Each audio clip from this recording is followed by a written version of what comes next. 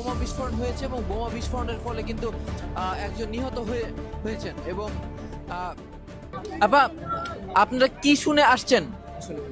আমি অফিস থেকে বাইরে আমি এখানে আসছি, আসার পরে এখান থেকে ওই ছেলেটা ওখানে শোয়া, তখন আমি সবারই জিজ্ঞাসাবাদ করলাম যে এই ছেলেটার গার্জেনরা কেরা। পরে বলে কি যে আমরা জানি না, গার্জেন বলে 2000 গলিতে থাকে। তখন আমি হঠাৎ করে এক লোকের দাঁড়ানো, তখন আমি ওই মালিকরে চিনি।